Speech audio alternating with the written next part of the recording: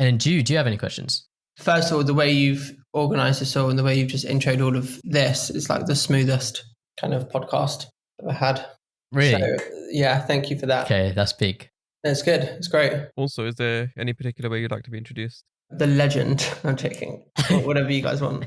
Hello, and welcome to another episode of The Third Wheel. I'm one of your hosts, Aaron. And I'm your other host, Hamish. And today we're joined by Joe. How you doing, Joe? Would you like to introduce yourself? Hello, how are you? How wonderful is this? Thanks so much for having me on the podcast. No, pleasure to have you. Yeah, would you like to... Oh, sorry. That's my phone. Unprofessional. Yeah, I know. Yeah, we don't really know each other. This is the first time all of us kind of meeting. We first got in contact after, if anyone remembers, Ambrose's episode, Ambrose Cook, 50-something, I believe. I'm not entirely sure. But yeah, would you like to kind of just give us a rundown of kind of what you're doing at the moment? Sure thing. So, hello everyone. How are you? My name's Joe Binder. I am 25 years old. I got obsessed with social media when I was studying at Cambridge University. I ended up starting a YouTube channel, which I was obsessed with as well, and then ended up graduating and starting a personal branding agency. So we work with some of the leading entrepreneurs and business people in the UK, and essentially we help them become more influential and raise their profile on social media. So there's currently 6 of us in the business. We've never raised money. I've bootstrapped it for the past 2.5 years. And hopefully in the next 3 or 4 weeks, there should be 8 of us because we're just hiring a couple of people now. So that's a very quick intro for you. Awesome. I was thinking, should we start off with like the school to Cambridge story or more with your agency? We can talk about the kind of my school story because I think it's something that resonates with people, especially younger people who are at school and having a really shit time, because for some people it's not the best time. Yeah, something you mentioned before to us was kind of how you were. I also saw I kind of stalked your LinkedIn a bit earlier. Oh yeah. And you put a post up where it's like kind of like, yeah, you were kind of seen as like the dumb kid at school, but then there's like a photo of you kind of graduating from Cambridge. First, when you mentioned it, I was kind of like, are you kind of like overreacting to that? Like, were you really seen as a dumb kid, or is that something that was just in your head? What was it kind of like? It's a really good question, because when you talk about events and experiences and feelings from so long ago, sometimes you kind of construct your own narrative and shape it so that it fits for a certain purpose. The reality of it was I was in bottom sets for everything. I was seen as the thicko, the banter in my friendship groups. If friends were to take the piss out of me for something, it was the fact that I was in 3B, which was set 6 out of 6 in maths, in science, in English, in every subject. It was a big school. So I went to JFS, biggest Jewish school in Europe. There were 2,000 kids there. And I think so 300 people per year. Oh, the same as us. Okay, that's double so you just mine. had smaller classes. Oh, okay. Yeah. So this is secondary school, just to be. This is secondary school, exactly. And so in year 8, when we were all put into our sets, I was put into the bottom. And I mean, obviously, it's like classic boys banter, taking the piss out of anything they can. And for me, it just, it ended up being that I was the thick one.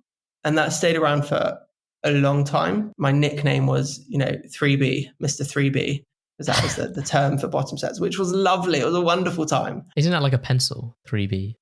It is a pencil. Yeah. Yeah. Oh, no. Sorry, HB. All right. There might be a 3B as well, though. I feel like there probably is.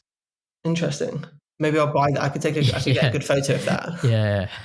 So then, like, so in primary school, did you think of yourself as like a smart kid or like an average kid or like a dumb kid? Or was it like kind of level of the other students were just really high that it kind of like made you feel dumb?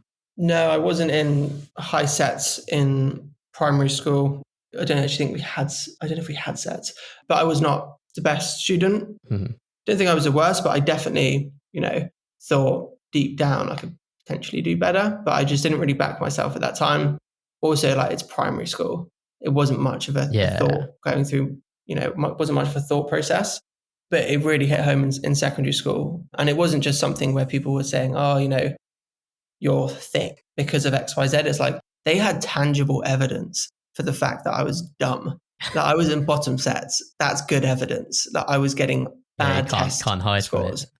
Do you know what I mean? Like, what can you do with that? It's right there in front of you. So they had reason. It wasn't very nice, but I mean, they had reason. So, I mean, back to the original question, like, have I dramatized this to shape my narrative?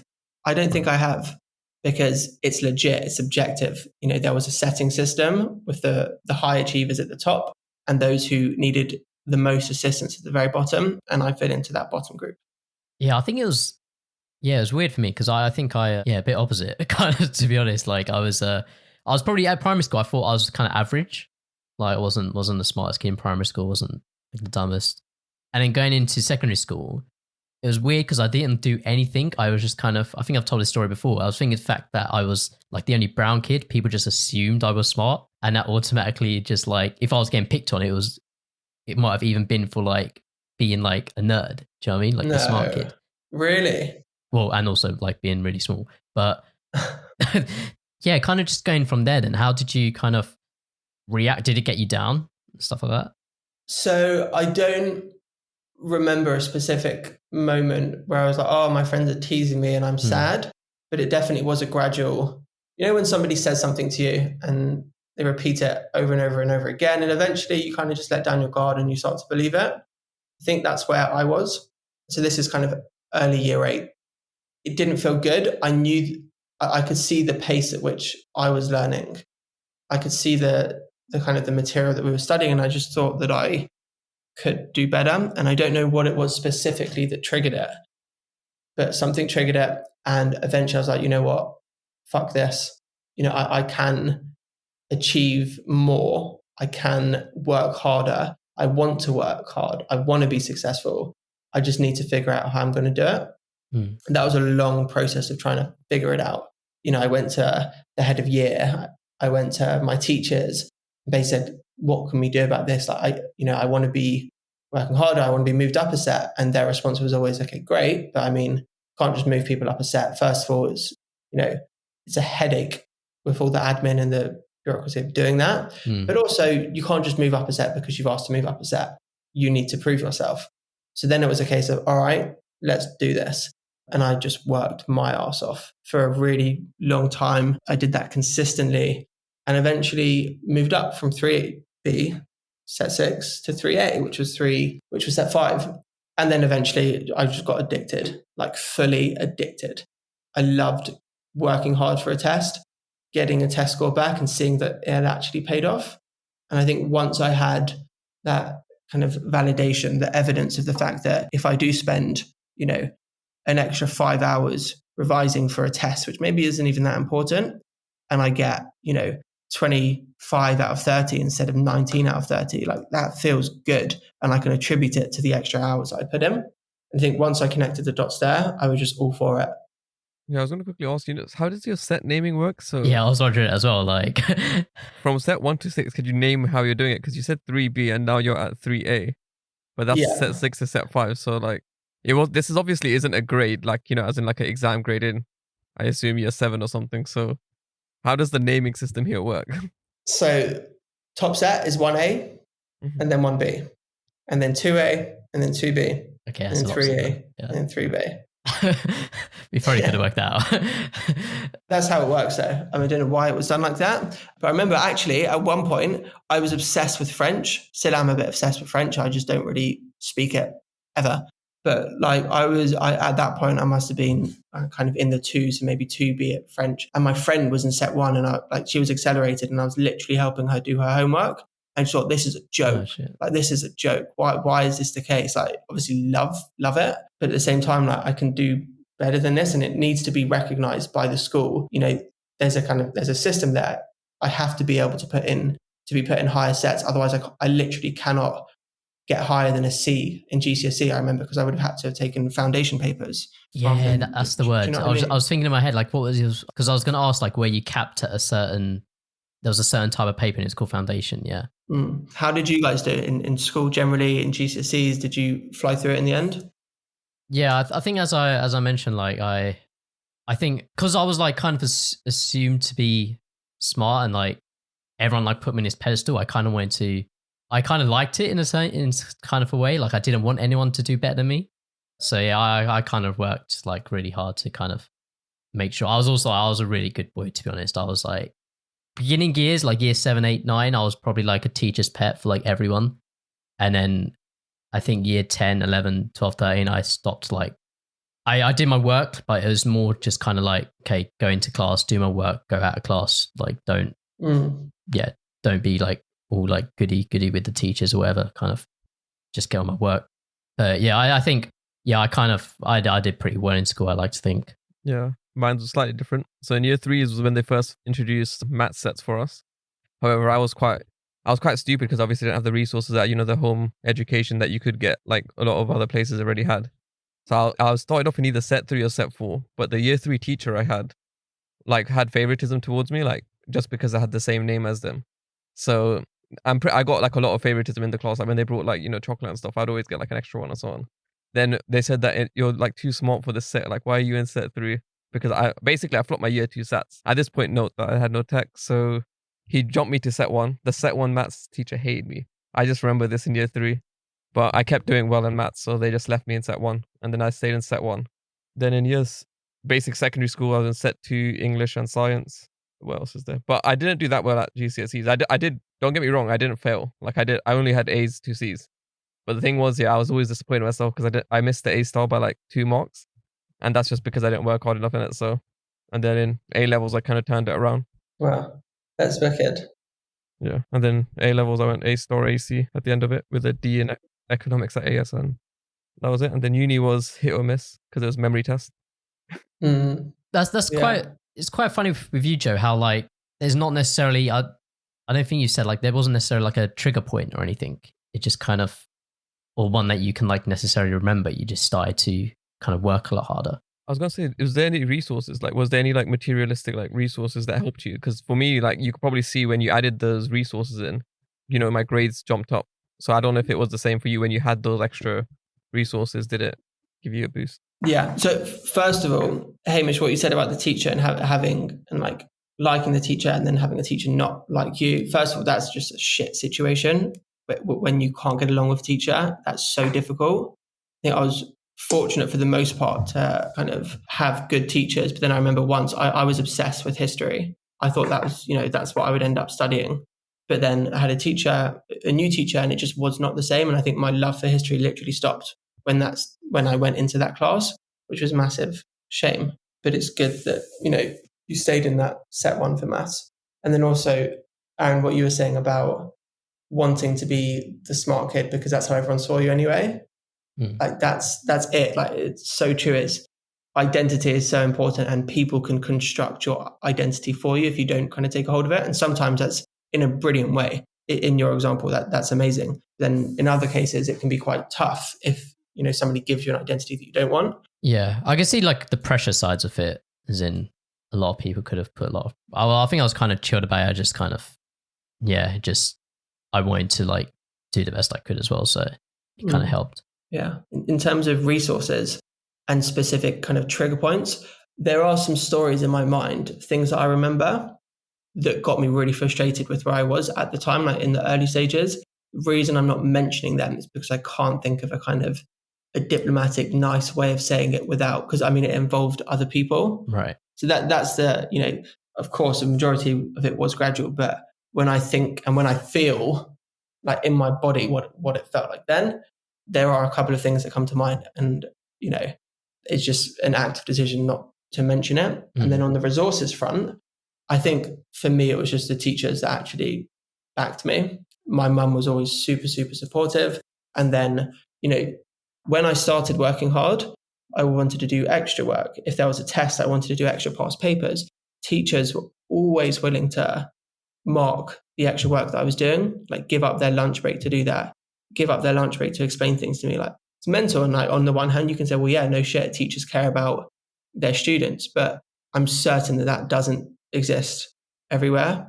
So I was really, really fortunate to have teachers who actually wanted to see me grow and would actually go out their way to facilitate that.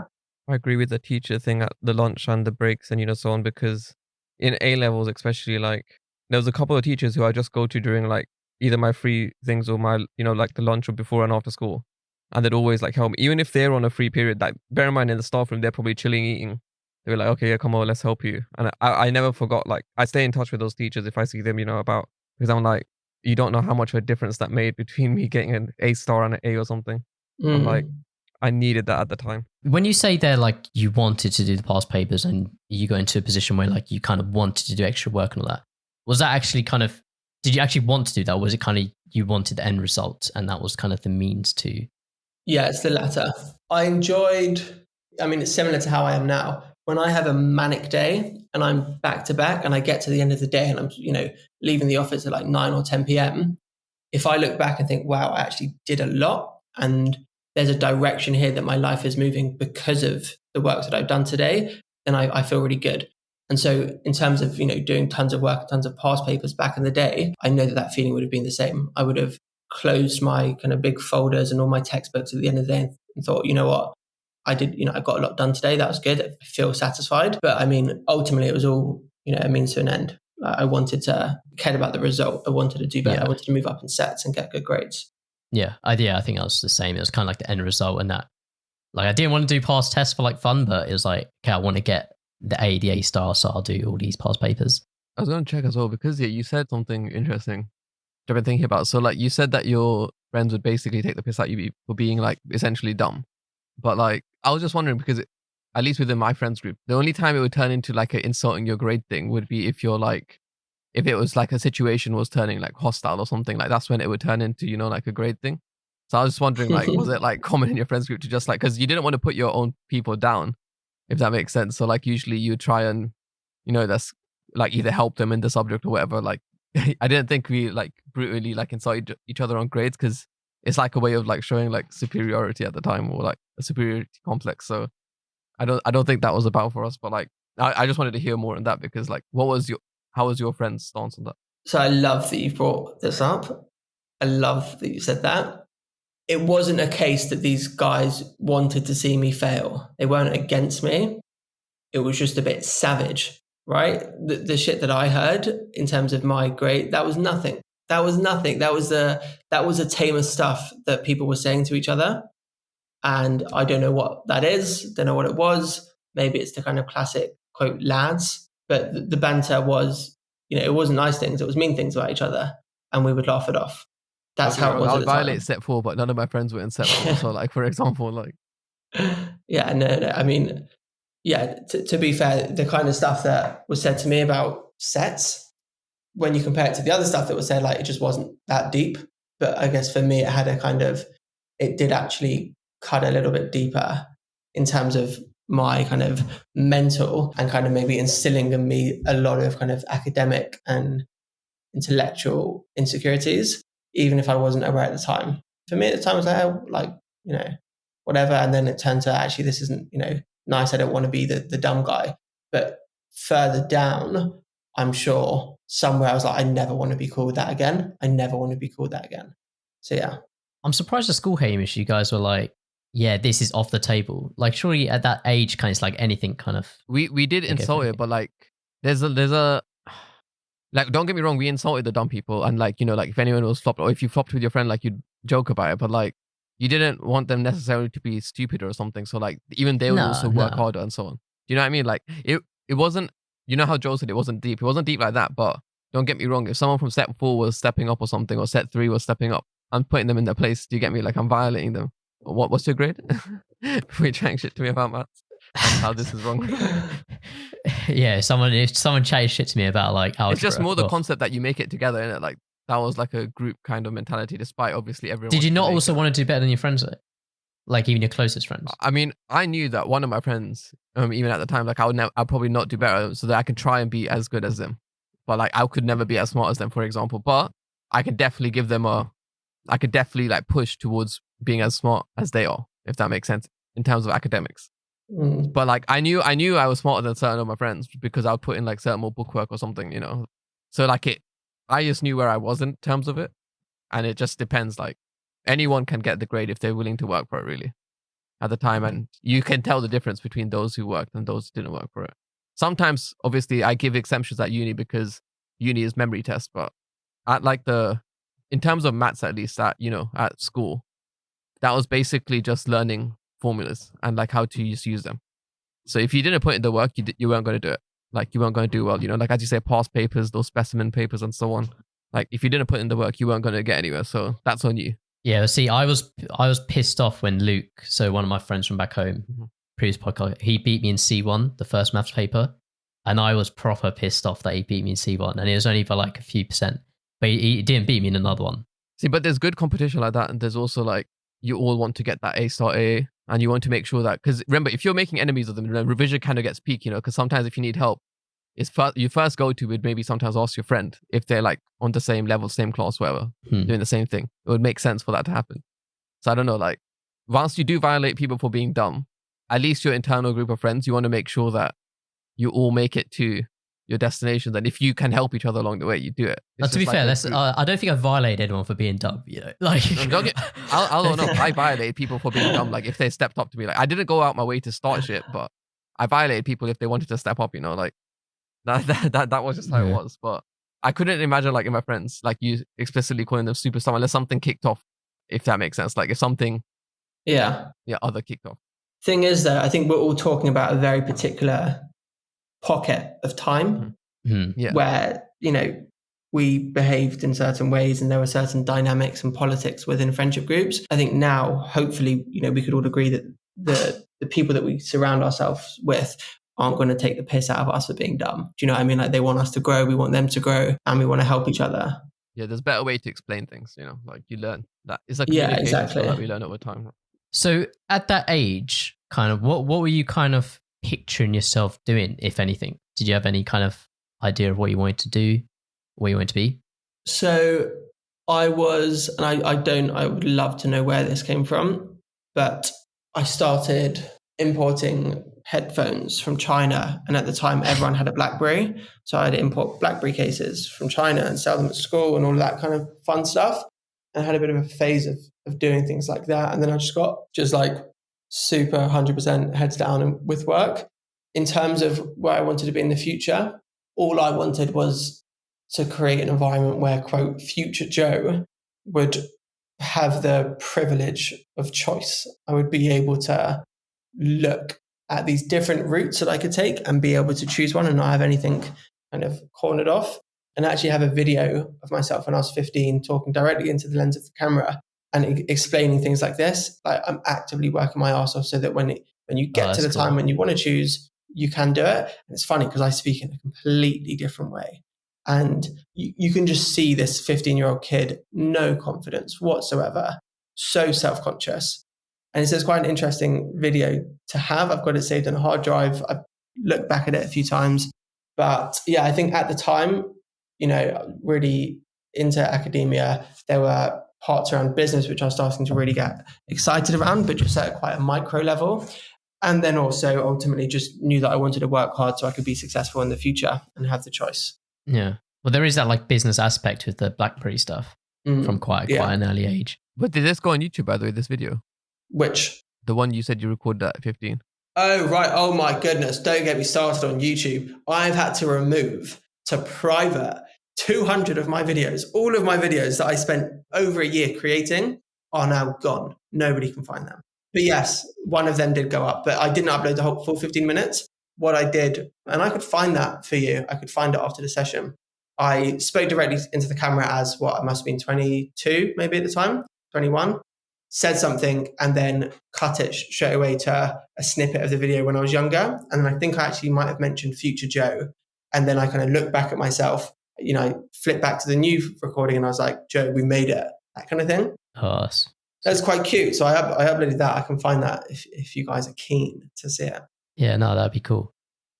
So then going to A-levels and then uni and that and getting into, so you go into Cambridge, which is like, Cambridge and Oxford, that's kind of seen as like the top two universities in the UK, the world. Did you ever kind of have like, so those kids at school who were like, were those kids still there that kind of picked on you for being in like 3B? And then did you kind of like look back and be like, hey, look at me now kind of thing? I think by that point, we matured quite a lot. Yeah. And it was more of a thing which people respected because they saw it. I mean, when I put this post up on LinkedIn the other day, someone from my school who, we weren't particularly friendly at the time, but we knew of each other. We may have been in a couple of sets. She was like, I actually, I saw this. It was brilliant. Well done. That's nice. For me, that was like kind of validation of the message that I'm sharing here and almost reassurance that I'm not making this shit up and I haven't dreamt this up. Like to have somebody, two people actually commented, to actually have somebody who wasn't, super friendly with say, yeah, I saw you go from that guy to the guy that you are now, and it was great. But yeah, I think by the time Cambridge happened, like that was done. There was one instance which was really horrible, where the school had an Oxbridge group where you could put your name in and essentially publicly commit to applying to Oxbridge, and then you get some more support, which is brilliant that they had that. Publicly commit? Yeah, I mean, the reason I say that is because in order to get into the group, you had to, people would know that you'd be in the group, whether it was staying behind after assembly or writing your name on the slip outside the head of year's office. It wasn't a kind of discreet thing where you could secretly say to yourself, okay, I have confidence in myself, so I'm going to apply to Oxbridge and join the group. Like, if you were doing it, you had to put yourself out there, and that meant something. And for that reason, when it came up in conversation for the first time in assembly, I remember I was like, yeah, no chance. I'm not doing that. I'm not applying. Some of my friends were like, oh, I'm definitely applying. And I was like, brilliant, amazing, good for you. But I just didn't back myself enough. Anyway, long story short, ended up joining the group, and there must have been 30 of us sitting in a big room, and we had a speaker in, and he was essentially explaining, how to do the interview properly. And he said, okay, so I want to volunteer. Is anyone here applying for geography? And I was like, oh, yeah. I don't know if I put my hand up or I was called, but I said yes. And he goes, okay, great. So here's a practice question for you. What did you learn from a geography field trip? Come on, stand up. So I was like, oh God. So I stood up in front of everyone. Felt obviously like time had just paused because I was absolutely bricking it. And I just started saying, we went to Birmingham and learned that Birmingham tried to rid itself of the negative perceptions that it had. And literally just started saying the same thing over and over again. And it was so embarrassing. I literally saw people one by one would turn their face away from me so they weren't making eye contact so that they could nervous laugh, but not laugh in my face. And I remember one specific person doing that. I can see it so clearly. It was horrible. After that, bro, I was out. I was done. I was like, right, I'm not doing it anymore. So I left the Oxbridge group. I was like, I'm not applying. But then after a lot of conversations with my geography teacher, Miss Ruzi, where she was just like, Joe, there are different types of intelligence. You're literally getting the grades. You're able to do it. You have no reason to not apply. You're going to fit in there. It's going to be okay. I ended up applying and then got the grades, got in. Smashed it, man. That's wicked. I was going to say the Oxbridge group. Aaron, you didn't have an Oxbridge group. It wasn't like a publicly thing in our school, but did you not have like a group of people that get special like help with personal statement? Because you have to apply before like September or something. Or yeah, exactly. It was that as well. Maybe I didn't bother with Oxbridge. I thought it was too much work. I was a bit lazy. maybe some people did. How come geography at the time? It was between geography and French. Mm-hmm. And I was really into both of them. And I think it was just once I learned that if you're studying French at university, then you're essentially studying English literature, but in French. And I was like, yeah, that's not for me. That's what the course essentially was. I was more interested in speaking the language. I loved going to France. I organized a solo trip to France, probably when I was like 15 or 16 to Paris just for the weekend, literally for the purpose of being there and having to speak. And I loved it. It was so much fun. Nice. I would listen to French rap music, bit of Colonel Royal, Section d'Assaut, all of that kind of stuff. I don't know what that is, but that sounded good. One rapper and one group. Yeah. But like the music was cool and it would help me with my pronunciation. It would help me with slang and like, French people wouldn't say je ne sais pas for I don't know. They say je sais pas. Like small things like that, you then get to pick up. And even though that wouldn't be ideal if you're going in a French oral exam, but it just helped, link the dots together and helped with fluency. But ultimately, it was once I realized that, I don't want to be studying French literature at university, that I was like, all right, geography, let's do it. No, that's cool. That's awesome. Yeah, awesome. So like moving ahead to like kind of like present day a bit. Mentioned at the beginning how you are the CEO and co-founder of an agency like about like personal brands and building them. So yeah, would you just kind of like just give us kind of what is it? What's the business called? Sure. So the business is called WOAW. I started it around 3.5 years ago. The idea was to leverage all of the experience I had in building my YouTube channel to over 22,000 followers at the time, over 2 million views. And I thought, if I can do that for myself and kind of build myself up as a brand on social media, maybe I can do it for others. And that has now morphed into, a bit of a machine where we have, I mentioned before, there are 6 of us in the company now, soon to be 8 of us. And we have a service that we give to clients which works. It's tried and tested. We have a pricing model, so we understand how much to charge them. We have a creative team. We have a solid reputation, a brilliant client retention, and an internal kind of structure, so that it's not a case of constantly thinking, okay, well, we're getting more clients now. We're in demand. We need to hire. Who do we hire? It's more like, we know how that works now. We know what happens if we need to onboard 10 clients, in the space of 3 weeks. We know how to manage that. So it started in a place which is, completely unrecognizable from what it is now. But sorry, you asked what we do. We build personal brands for founders and CEOs. So when you see people like Richard Branson, for example, or Gary Vaynerchuk, absolutely killing it on social media, that's not all them. They've got a team of a lot of people. They've got copywriters. They've got people who are helping them think of content ideas. They've got people helping them to craft certain belief statements. Here are things that you should publicly care about. Here is how to make your personal brand a little bit more punchy. Here's how we make sure that you're really standing for something. The graphic design, the video editing, the photography. There's a team of people behind individuals like Richard Branson and Gary Vaynerchuk. So what we do is we help essentially create that for people. Some of our clients, like, Tej Lalvani, James Caan, the kind of people you see on Dragon's Den, they already have a huge profile. People know who they are. Yeah. So our work for them is, it's completely different to some of the other clients who maybe, 3 years into their company and want to be known as the best in the industry. And then we need to craft that brand alongside them from scratch. Yeah. But in a nutshell, that's what we do. Why is it so important? Like, I guess a lot of people probably assume that, you're a co-founder of this company. You kind of want to build that company's brand. Your kind of brand is secondary. But I guess it goes kind of hand in hand. Is that kind of what you're pitching? Yes. I mean, first of all, I wish I was a co-founder of WOAW. I wish I had a co-founder. I started it on my own just based on where I was at the time. And it's stayed that way. So I'm a solo founder, which there's so much within that. And I wish I had somebody that I could have started with at the time.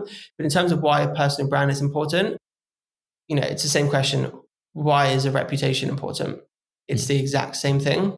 If you're doing, web development stuff, that if there are people who think highly of you and they know you can get shit done, they're going to call you when they need work. And if you want work, you're going to want more people to know about you in that capacity. If you're a copywriter and you want to get jobs, or you're in a full-time job, if you start building your brand on social media, that will be the last time you have to apply for a job. People will start to headhunt you. Building a personal brand and scaling your reputation and what people think about you online creates this huge gravitational pull towards you.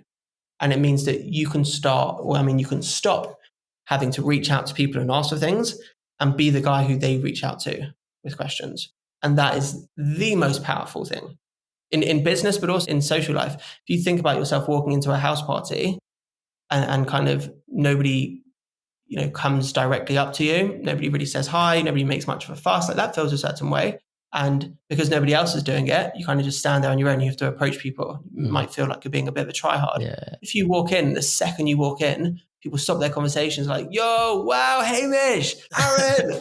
And then they kind of swarm you. Like all of a sudden, there is a pull. Everyone in the room is stopping their conversations and thinking, who the hell just walked into the door?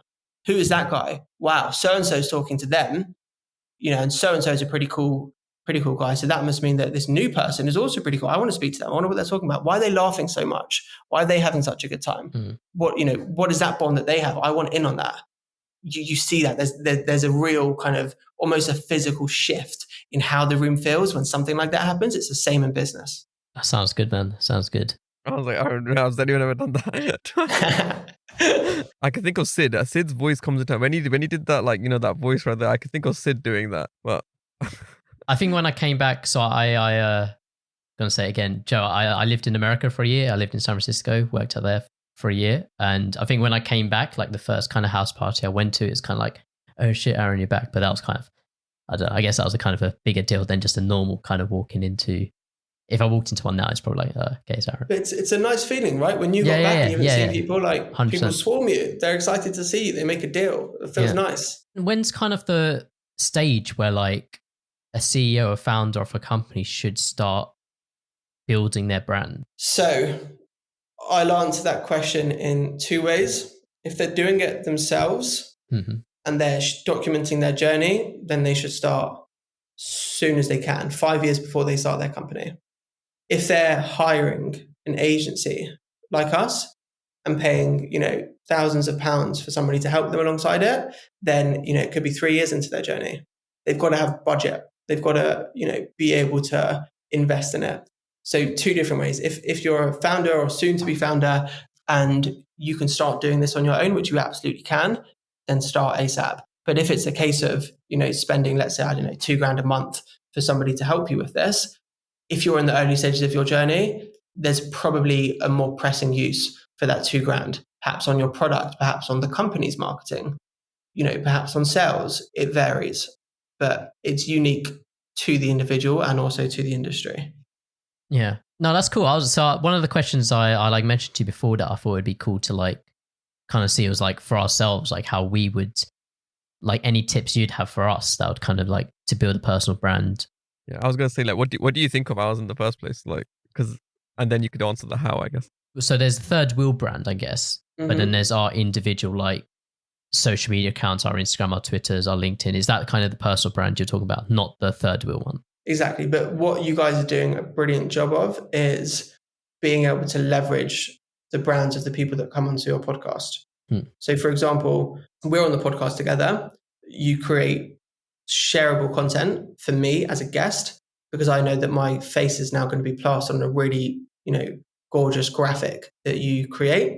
So that's then going to go straight onto my LinkedIn. I'm going to post about it. I'm going to big the two of you up. And then the people in my network, the Tage Lavani's of the world, our clients, our advisors, people, super senior at Google, former CEO of Rubik's Cube, all of these people, because I'm posting about it, are then going to see you guys. And that may be their first intro to you. And so then that's really good. The fact that you're getting guests on and creating pieces of content for them to then share. So the network. Yeah, exactly. So there's a network effect. But I would say to really go ham on your personal brands, you've got to post more content on your own accounts. And to really answer the question properly, I need to know what the why is.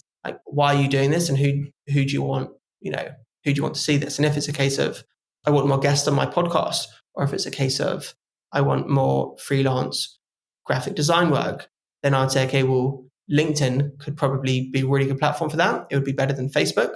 It would be better than Twitter, probably as well. For both options that you mentioned. Yeah, I mean, there are nuances. We need to really talk about it. But ultimately, you want to connect with a certain type of person and you need to figure out where they're spending their time. And it's not just about where they are physically kind of on the platform. It's what their mood is when they're on the platform.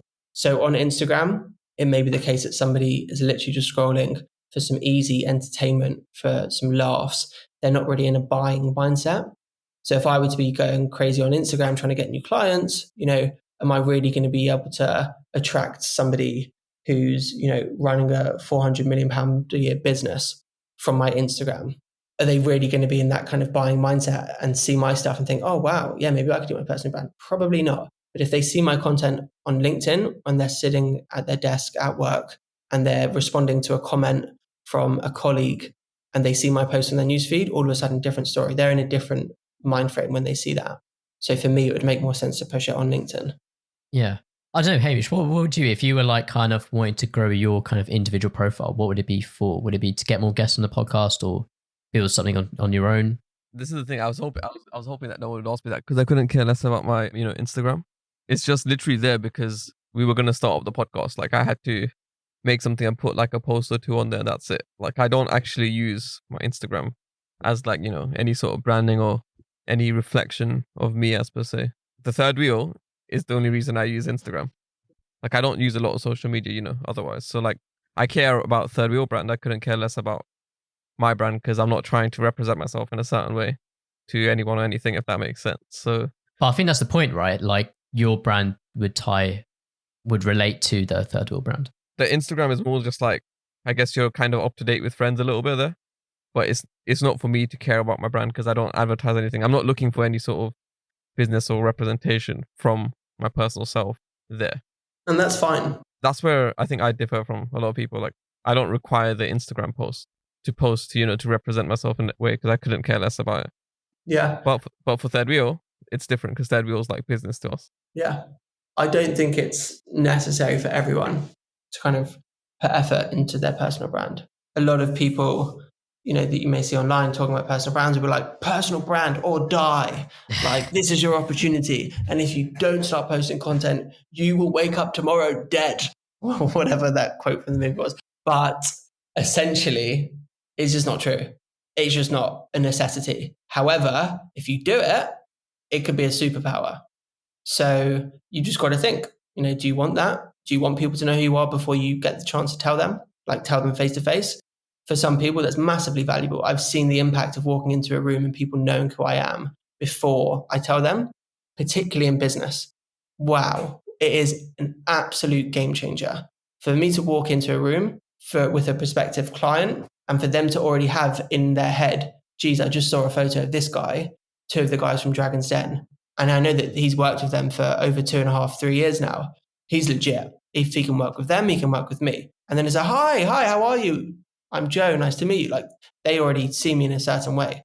My ability to sell to them has just become so much easier. And obviously this is super specific to me, but ultimately, just to come back to your point, Hamish, not everyone wants that. Not everyone needs that. And that's absolutely fine. Yeah. Like, don't get me wrong, in the future, I may have a different stance. Like, I may be doing some different endeavor. Like, say when I return to like streaming games, like say instead of doing on Third Wheel, I was doing on my own one. Maybe I'd obviously want to change it, but as I said, like right now, there's just because I don't, obviously we have once again different business endeavors. I don't care. Like, I don't have a business endeavor such as you where I need to walk into a room, sell my business. Though it would help with Third Wheel, don't get me wrong. But once again, like, I'm fine with it just being through the Third Wheel page. Do you know what I mean? Yeah, I'm with you. I hear you. That's fine. But I would say I'm definitely I would be someone, I guess, more so than Hamish, concerned about like a personal brand. Like, I've got like all the social medias. I tweet about football a lot. I will post on Instagram now and then, not anywhere probably near as much as most people. But like, I think I've always I've got like my own website and stuff like that. I would consider I've got a brand. I used to freelance, so I have like branded stuff like invoices and websites and plans and graphics and stuff like that. You can see like from all my profiles, I've made sure it's kind of like look kind of nice, like even like GitHub or Spotify albums, like that stuff like that. Even the brief you sent. Yeah, the plan the way that was designed. Yeah. That was great. I love that. I've never seen something planned like that. It was just nice. But like, I'm always kind of like, I like everything that you said there, where it's like walking into a room, kind of being headhunting, people know who you are. Like, I would love that kind of stuff, and I would love to grow more of a following. But then having to post more, I kind of feel like, am I going to like annoy people by posting more? Am I going to? I don't want to be that guy in school where I was like a tryhard all the time, and like you see people posting all the time on Twitter or posting all the time on Instagram. It's like, yeah, I don't know if I want to do that. But then there's probably you're in a like, what is it, catch-22? Is that a term? Where it's kind of like, you have to do that to do it, to like grow. But that comes up with like the mix of confidence versus as well like the caring about the judgments from other people. Like in Joe's case, like he's confident enough where he doesn't care too much about like some people may not like what he posts, but he knows that there's someone there that will want to see it, will need to see it, or something along those lines. So it comes from that difference, right? So like, I'm not saying you're lacking in confidence, but you could be lacking in confidence and you're afraid of the judgment as well. Whereas in reality, like, it doesn't matter. At least to me, at least. No, it's not. It's more like we take the podcast, for instance. So the podcast, we post on Instagram or like post our story maybe like 4 times for a specific episode throughout the week. And I'll only share it once on my story, on my like personal story. Yeah. Whereas like Hamish will share it all the time. And I used to share it for each one as well. But I just thought, okay, if they follow the page, they're already seeing that story 4 times. Hamish shares it, they're going to see it 4 times. If I share it 4 times now, is that going to benefit us? Or is that going to, in fact, even like make it worse for us? And it'll be like, okay, I'm just seeing it again. Like, that's annoying. Yeah. Unfollow it also thinks on like how you think as a consumer, right? Because you're trying to think of the audience as yourself as a consumer and how you'd want it, which makes it you want to do it a certain way. So like sharing it once a week. Whereas for me, I mean, I don't view stories anyways. I just share it just because, in case there's one extra person that's following that doesn't follow Third Wheel or can see it, they're like, oh shit, let me just go look at what's happening on Third Wheel. in that case, it happens. I couldn't care less if they see the story or not on my personal profile. It's just that it's there. I need to just do whatever I can in some magical case where it works out for the better. I'll just do what I can, and then that's that, because I don't have the Instagram for any other purpose anyways. Yeah, I think we're touching on two different things here. One is the confidence and, the caring of what other people think. And two is the successful distribution of a podcast and the marketing for a podcast. On point one, Aaron, I could ask you loads of questions like, why do you care? What is it? Who will be the person to send you a WhatsApp group and say, hey, bro, you're posting a lot? Who's going to, be the one to think, actually, yeah, that wasn't a good content that you just shared. And, there's a whole that's more like myself. Like if I see someone posting a lot, I'm like, I don't know if I would unfollow that person myself, because I'm like, okay, so I don't want to be that person as well. Yeah, and I hear you, but I mean, the worst that happens is you unfollow the person who's annoying you. And in your case, if you're to start to be more active online, they unfollow you. That's basically it. But then you have a huge amount of people who could resonate with what you're saying and who could like the increase in activity. So that's the first part. The second part is on the distribution and specifically about Third Wheel FM. Like if you are to share multiple stories about the same episode, then, I mean, what value is that giving? Because if people have already seen it, you're right. They don't need to see it again. They understand there's a new episode.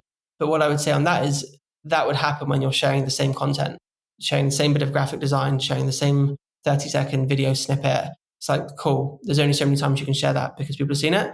But if you were to think, okay, how else can I talk about the podcast without sharing that piece of content? You could say, okay, well, how did I feel after speaking to Joe Binder on that podcast? Well, actually, it made me think maybe I should start my personal brand, but I don't want to do it because I don't want people to think I'm a dick. So that could be a thought that you're having now, which you could then turn that into content. That could be a post on LinkedIn. That could be an Instagram story video where you're just reflecting.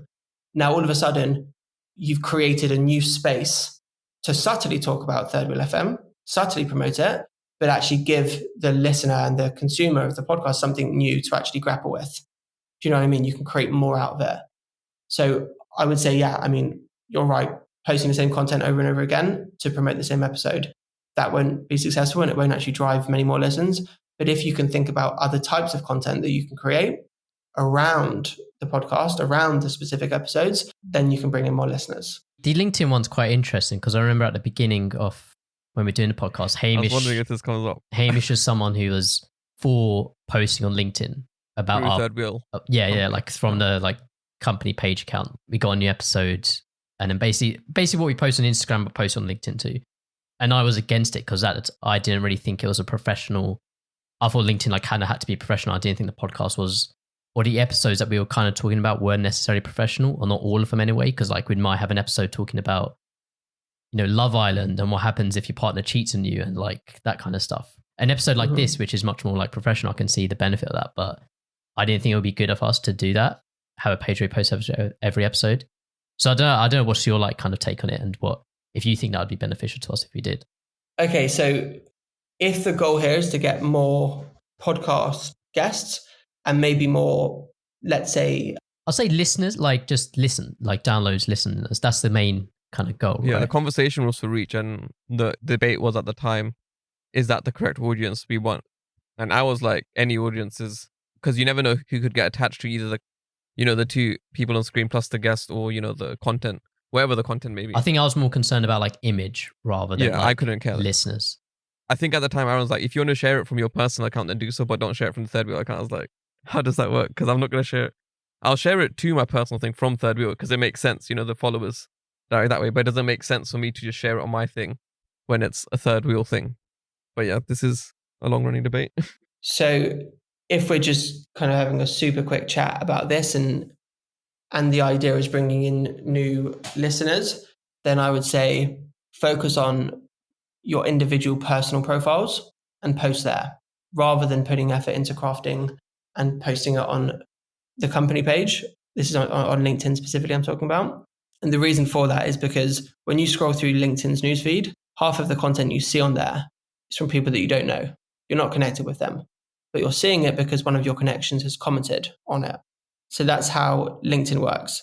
When you post something and people like it, their connections who don't know you can see that post.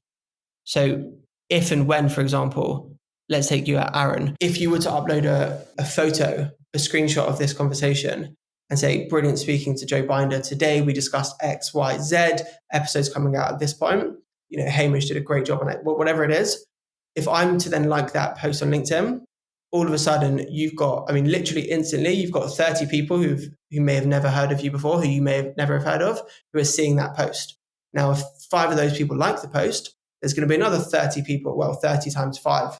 And it's going to start to trickle down like that. So you're going to start to bring in new people who don't currently know about Third Wheel FM into the kind of radar of the podcast. And that then can convert to new listeners. And the best thing about that is that the more you do that on LinkedIn, the more of a kind of brand for yourself you build up, the more, quote, higher profile people you get onto the podcast.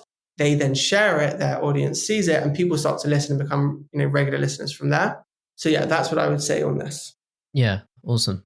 No, yeah, I think it's definitely something that we might we got ideas called tomorrow, maybe bring up. It feels like LinkedIn is also becoming so in our era we had Facebook. Now it feels like LinkedIn is replacing that void, and it's becoming a mix of what I thought LinkedIn used to be.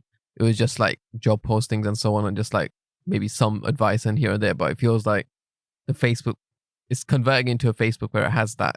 I don't know if it's always the best kind of informality, but it has like this weird mix. And bear in mind, I don't use that app anymore anyways, but it's just like, it could still potentially be an option. But then when is the right time to post, given we haven't posted about how many episodes by now?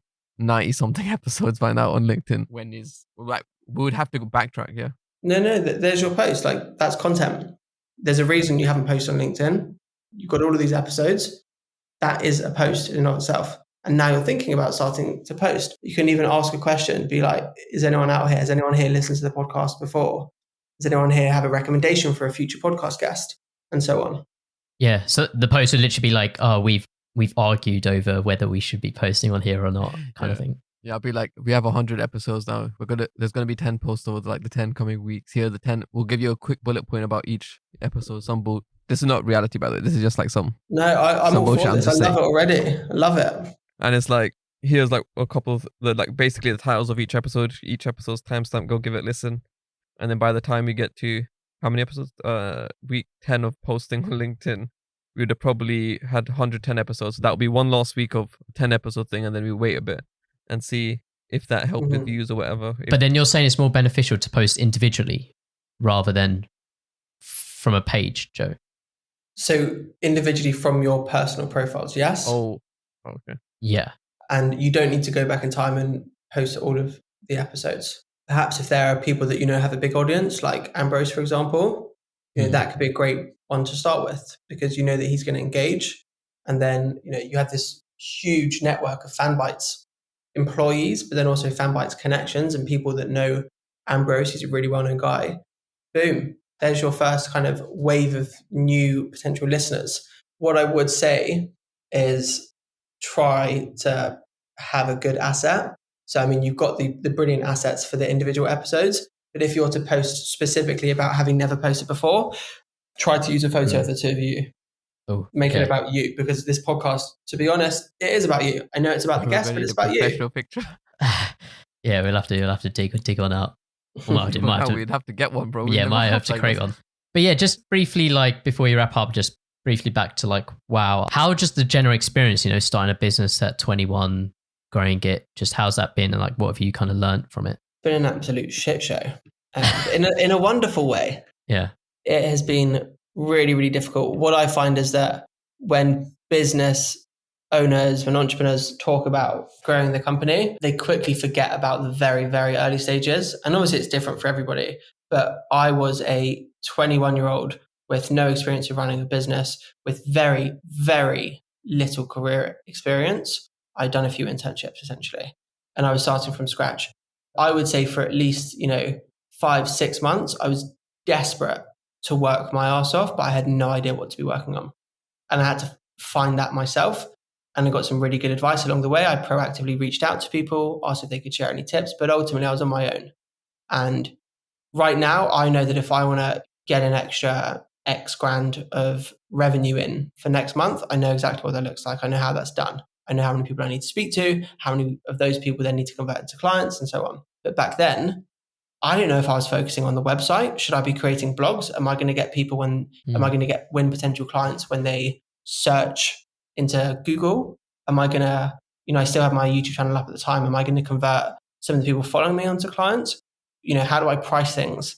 How do I actually formally propose a campaign to somebody? What's the process there? All of these things I had to learn from scratch. And that's why when I speak to young aspiring entrepreneurs and I say, if there's an opportunity for you to work with somebody, then 100% take it. You've got to take it, because you will be able to kind of fast track that 6 month, no clue what I'm doing with my life period, into 3 months, into 2 months, into 1 month. Yeah. No, and touching on we won't go into it too deep, the YouTube stuff. How come you've took all your videos down or put them in private? Like having a follower base of 20,000, what was it? 20,000 or so, the peak was 22. I don't know what it's at now. Yeah. So how come you made that decision? It was really sad. I'm still sad about it. I was sitting with a client once and I was telling him about my YouTube channel and he goes, "Oh, wow, show me it." So I showed him it. I scrolled through all the thumbnails and he's like, "Oh, let's watch that one." And I knew exactly what that video was. It was not the kind of, person that I wanted this client, very professional, almost corporate guy to see of me. It was me clowning around at uni, being an idiot, thinking that my audience would like, this clueless uni student who was just, taking the piss out of himself.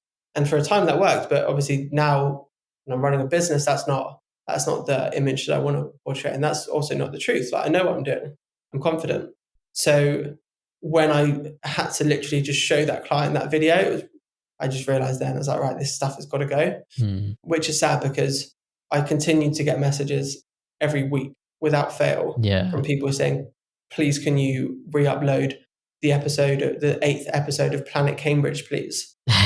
Please, can you re-upload the day in the life video? Please, because I was giving people an insight into a world. It wasn't about me. It wasn't because they were finding me entertaining. It was because I was showing them what it's like to actually study there. And I was showing them in a much more of a casual way than some of the other vloggers were doing. And also with different people. Some people could read my story about, starting off in bottom sets and they could say, "Wow, I get that. That feels like me. That's where I'm at." And they'd want to see what it looked like for me being there versus somebody who's also vlogging at Cambridge who was a straight A-star student from the off. They may not be able to connect with that person. So it's sad. It's sad. And I would like to at some point go through each video and maybe start kind of making some of them public again.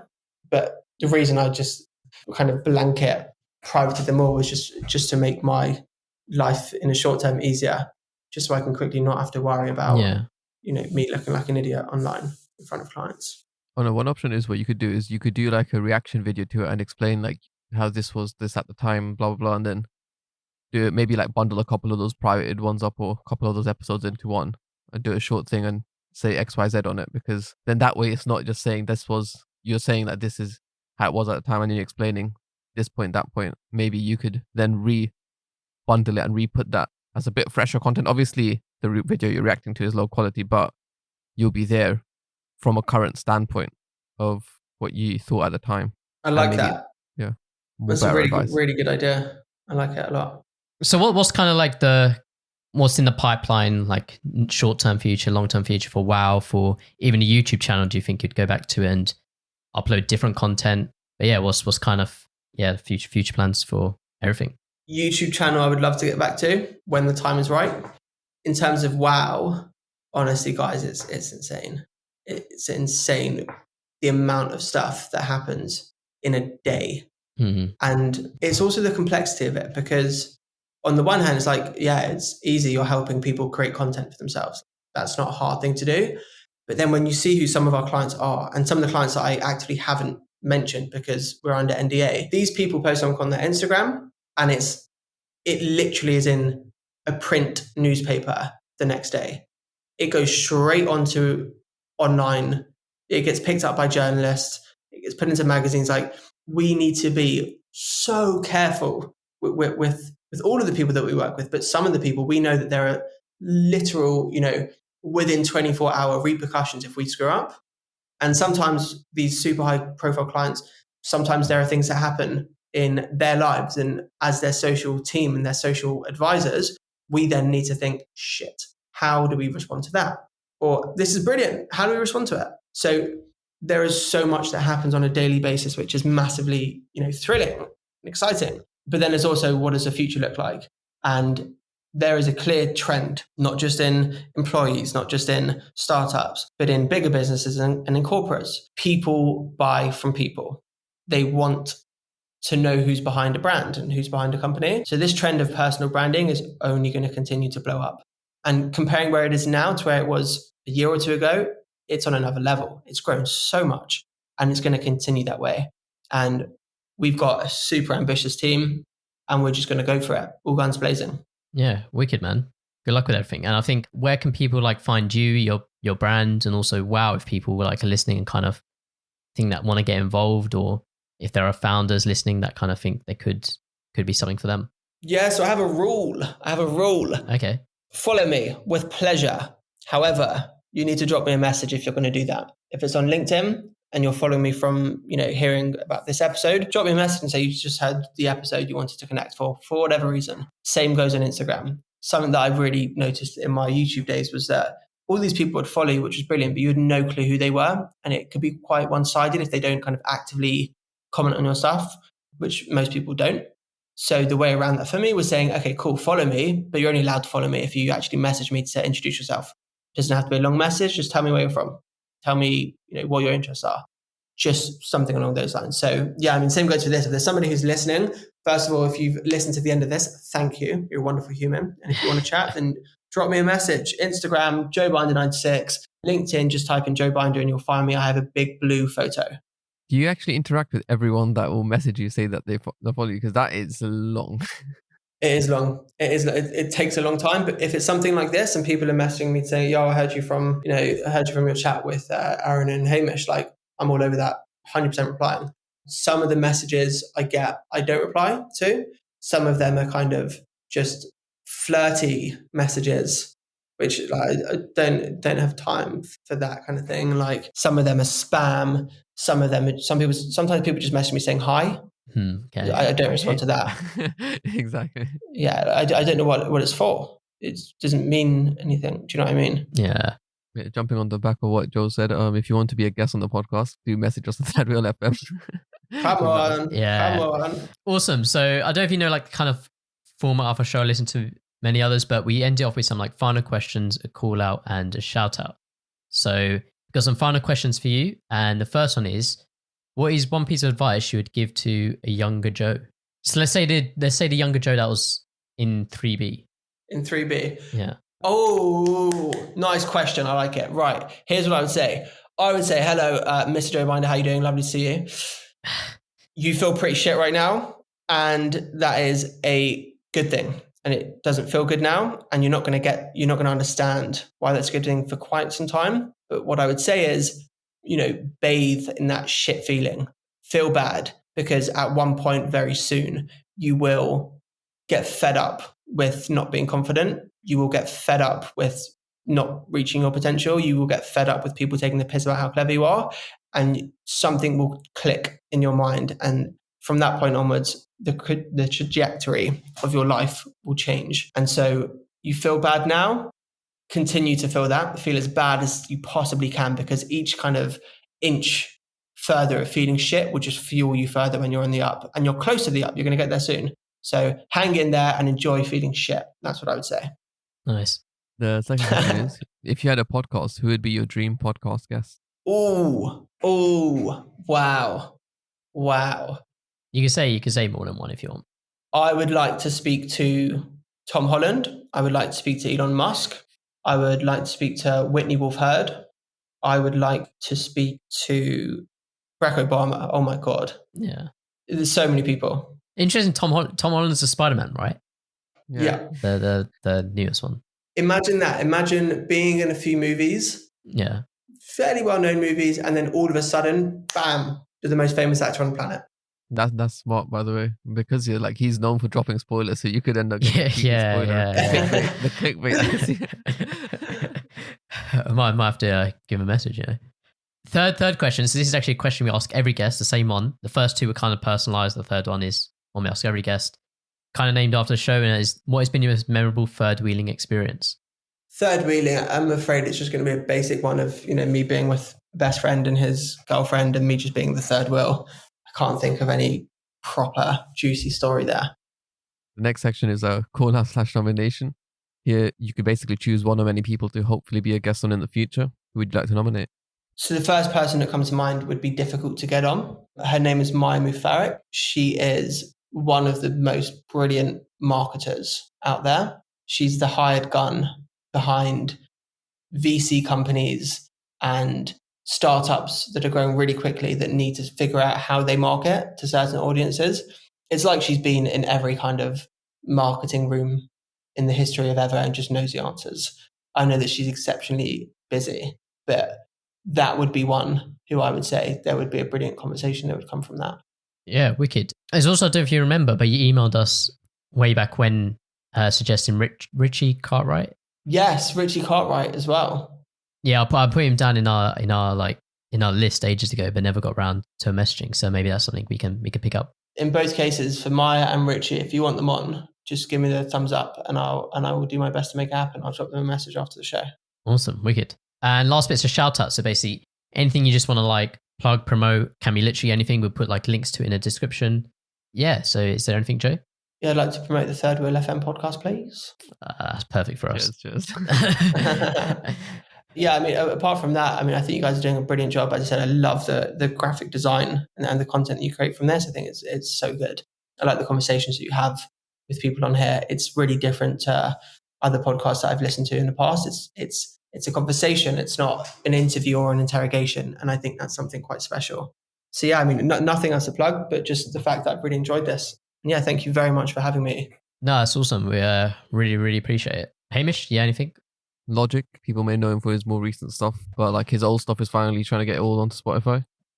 So the first one, as he gets clearance to get them on Spotify, the first one is releases Young Sinatra Volume 1. And I listened to it since GCSEs and I loved it, yeah.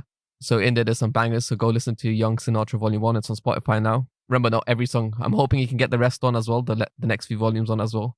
But if not, then yeah, do enjoy some of these old school bangers that made him what he is before, I guess, the big blow up that happened. And the other one is going to be Heady 1 £. Have to obviously give a shout out to some Joe. Can't forget the UK scene. Love that. I'm going to shout. I think it's something I shouted out last episode or the episode before. Just a little website I made called Footy Text, which is kind of football news and Premier League table, Euro 2020 scores in a teletext, the old kind of teletext, CFAX kind of visuals. So a bit of a throwback. But yeah, go check that if you're interested. Still a bit of a work in progress, but I'll put a link to it in the description. And yeah, thanks, Joe, for coming on. Thanks so much. Nice meeting you as well. Pleasure. Thanks so much for having me. No, it's been great. And yeah, hope everyone else listening enjoyed the episode. And yeah, I guess we'll just speak to you all next week. All right. See you guys. Have a good day. Bye. See ya.